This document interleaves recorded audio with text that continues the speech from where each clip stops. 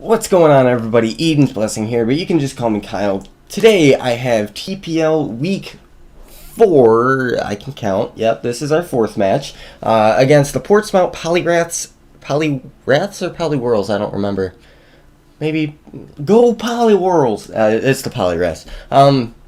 And Brit Gamer, or Brandon, whatever he wants to be called, and today we have our matchup. I'll go over my team real quick. I just got out of the shower and I'm not wearing any pants, so this should go very well. That actually has nothing to do with the video. I'm just, yeah. So let's go ahead and start out with our team. We have an Archeops that has Head Smash, Acrobatics, and Earthquake with Roost. This thing was mainly to just try and meme my way to get a Mummy to get rid of Defeatist from Cofagrigus, because he has that on his team, but he didn't bring it this week, so it doesn't really matter. So I put Roost down there just in case he didn't bring it. Good thing I did. Next up, we have a 4-attack Life Orb Starmie, outspeeds his entire team.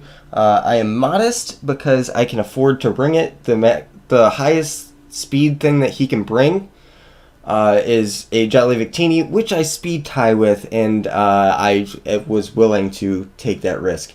So that's that. Next up we have, well, I should probably tell you what moves Starmie has. It has Scald, Psyshock, Dazzling Gleam, and HP Fire. So looking at his team, the biggest things I need to get rid of, or get damage on at least, are Lantern, Cradilly, and Sylveon. Otherwise, Starmie basically runs through his entire team. I do need a little bit of chip damage on Mega Scizor, because that's his Mega. So I need to watch out for that. Get a little bit of chip damage before Starmie's able to win. So that's going to be my plan. Next up we have a Cotton Guard, Dazzling Gleam, Calm Mind, and Wish Slurpuff. So I can get to +6 defense, +6 special attack, and +6 special defense, and not take any damage from any move that he wants to go for, basically. The hard thing is going to be able to set up. The main thing that I wanted to set up on was his Scrafty. So if I had the opportunity to do it, I would have. Actually, I did have an opportunity, but I didn't think it was early enough in the match to do so. Or I just thought I could, yeah. Spoilers, it doesn't work. I mean, it was really good in hindsight, but then again, if he had Sword Stance Mega Scizor, which he didn't have, I would have been able to set up on his entire team, and he wouldn't have been able to do anything to me. Next up, we have Choice Scarf Crocodile. Because he has Victini on his team, I want to be able to Pursuit Trap that, just in case. I also just have Knockoff and Earthquake, just for big damage. So yeah, it has Intimidate. That way I can switch into Victini and take a V-Create and then Pursuit Trap it, because I'll outspeed with my Scarf. And then Intimidate is also good for Mega Scizor and Scrafty, so both of which are not big deals. Mega Lopunny, standard Mega Lopunny, except I'm Adamant Max Attack with a lot of bulk investment, mainly because his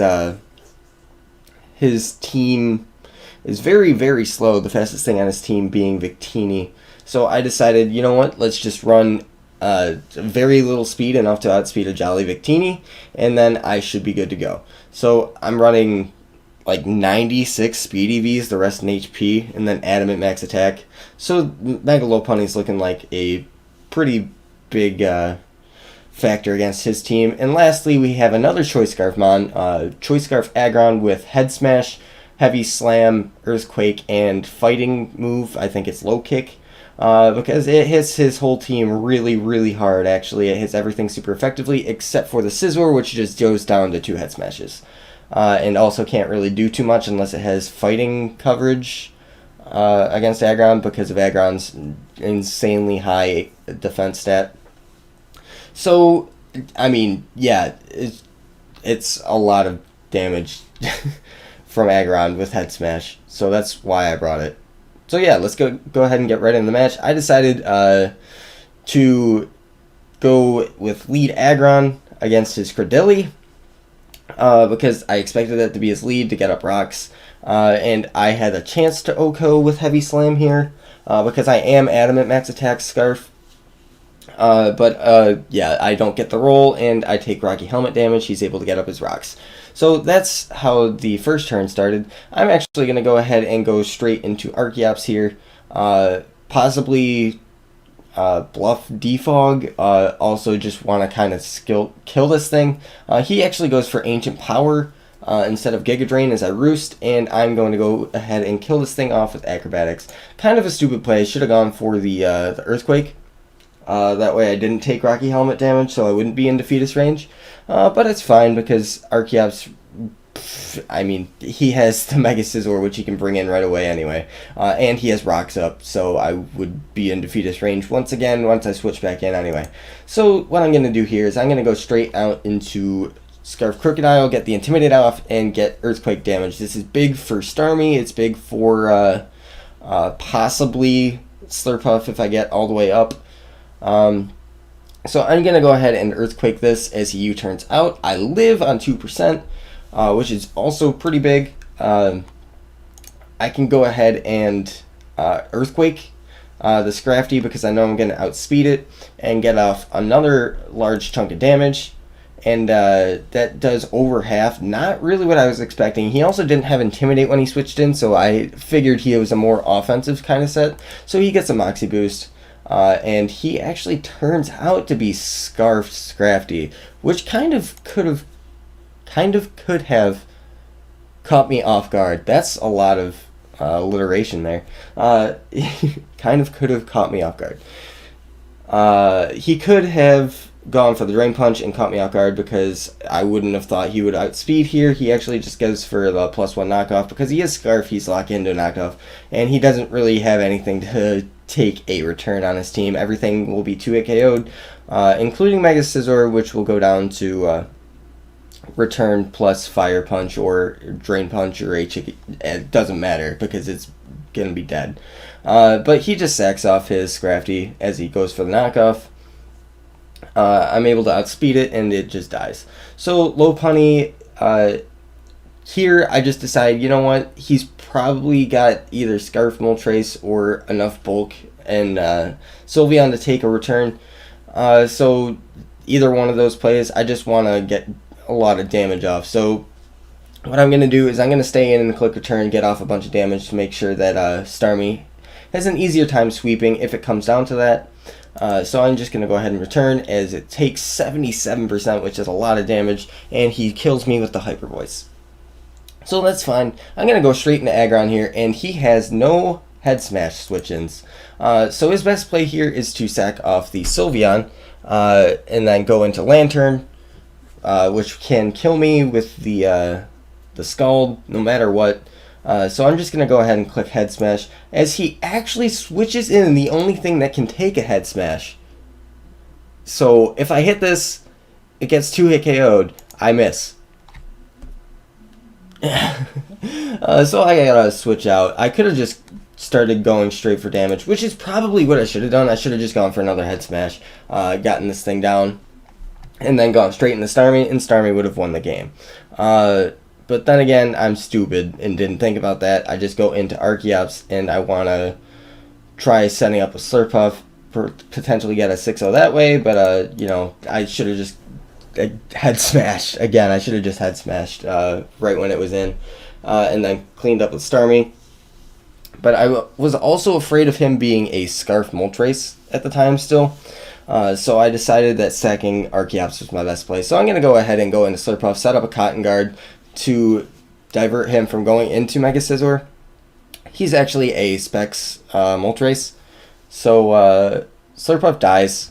Oh well. Whatever.